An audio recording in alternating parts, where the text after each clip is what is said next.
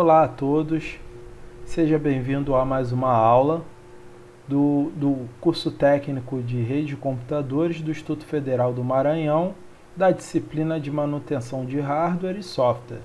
Hoje a gente vai falar um pouco de manutenção preventiva e também sobre um outro recurso muito importante que é o troubleshooting.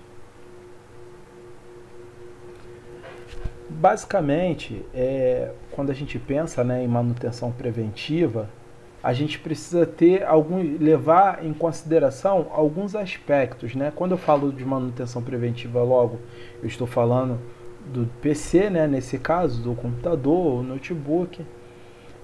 Então é importante pensar em dois fatores. Quais são? Primeiro, a localização ou o ambiente do computador. Então, por exemplo, pensar em ambientes empoeirados, como canteiro de obras, requerem mais atenção. Então, sempre bom nesses ambientes manter o computador bem limpo, para poder evitar. Assim, evitar não vai ter como, que são ambientes que realmente tem muita poeira. Mas, assim, sempre tá ali limpando, retirando a poeira, seja com aspirador, enfim. E também a ideia do uso do computador, por exemplo, numa rede escolar aí, que é uma rede considerada uma rede de alto tráfego, Então, eu preciso, como assim, tem o ingresso dos alunos que vão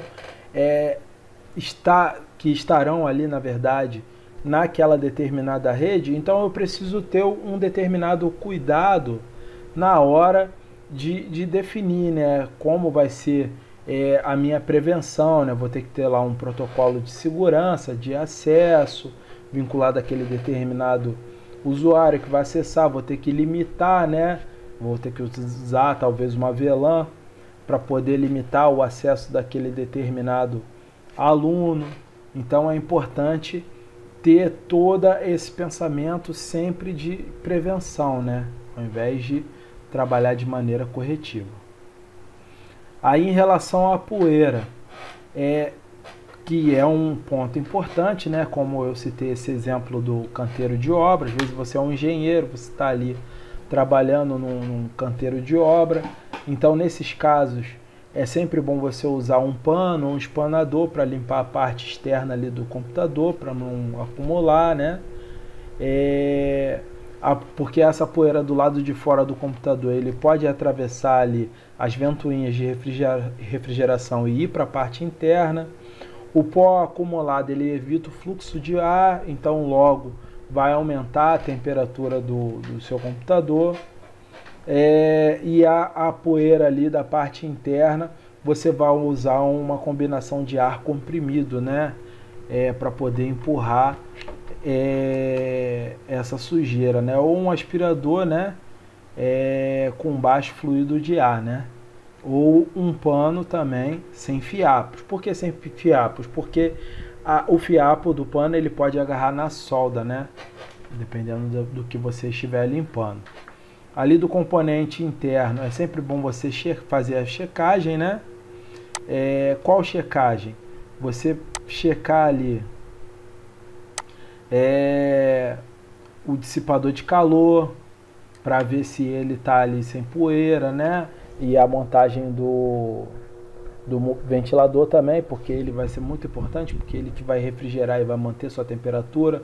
Se você entrar lá no seu CMOS e você vai ver mais ou menos, você vai ver exatamente, na verdade, a temperatura do seu computador, É sempre bom você estar atento a isso também.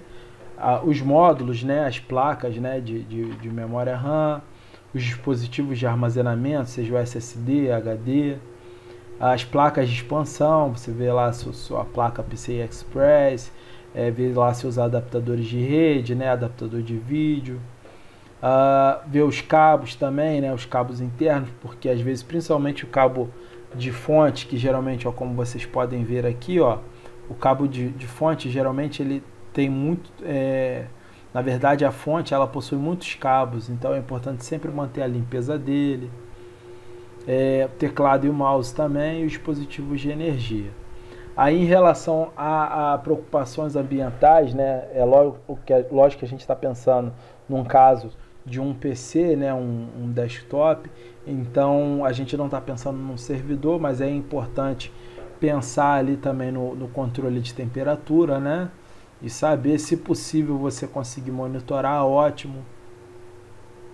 Em relação a software, verificar se o software que está instalado ele é atual, se está realmente atualizado, se as políticas, se for um computador corporativo, se as políticas da organização está sendo cumprida, né, de forma correta, porque geralmente quando você está falando de uma rede empresarial, você tem lá um servidor como o WSUS, né, que ele gerencia as atualizações que são realizadas no computador.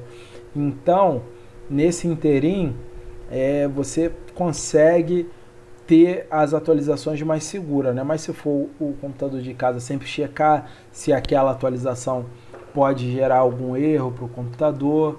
Então é sempre bom você criar um agendamento ali de manutenção de software, né? Revisar essas instalações e atualizações de segurança, né?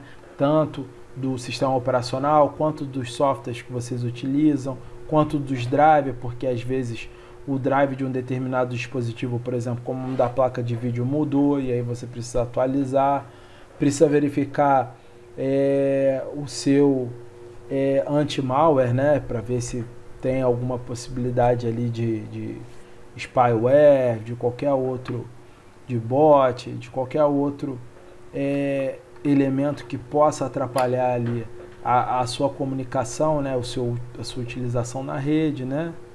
Verificar se tem erros no disco rígido, né? Sempre está desfragmentando, né, o disco rígido. E aí a gente agora entra numa parte muito importante que as pessoas, na verdade, no geral, sempre têm um pouco de dificuldade de como enxergar, de como fazer a solução dos problemas do computador, né? Algo que a gente chama de troubleshooting, né? Sempre que eu vou resolver ou fazer algum reparo, né, no meu computador, seja de hardware ou software, eu vou fazer um troubleshoot. Então, é super habitual que vocês se acostumem, né, com essa linguagem, né? Porque vocês, com certeza, como técnico em rede de computadores no futuro, vocês vão utilizar muito isso. A solução de problemas ela exige uma abordagem organizada e lógica dos problemas. O troubleshoot é lógico que ele é refinado com o tempo. Ah, professor, eu sou um técnico recém-formado. Você tem um nível, né, de abstração ali para fazer um troubleshoot. Você ainda não é um técnico experiente. Com o tempo, quando você for ficando mais sênior, você vai conseguir pensar, enxergar e vislumbrar ali várias outras maneiras de resolver aquele determinado problema. Então é sempre importante você pensar, né, quando você estiver lá resolvendo um problema, você pensar em maneiras de proteger os dados daquele seu computador. Então você vai fazer o backup antes de fazer aquele reparo, né, principalmente se for algo de software, né, ou de hardware também, porque o seu HD ou SSD pode estar danificado, né, e aí você precisa guardar ou tentar recuperar aqueles dados. Então é sempre importante você pensar numa forma de sistematizar, né, esse troubleshoot. Então existem alguns passos, né, para a gente fechar essa questão do troubleshoot. Existem alguns passos. O primeiro é você identificar o problema. Identificou o problema? Você passou para o segundo passo. Você vai estabelecer uma teoria de uma provável causa, né? Aí beleza.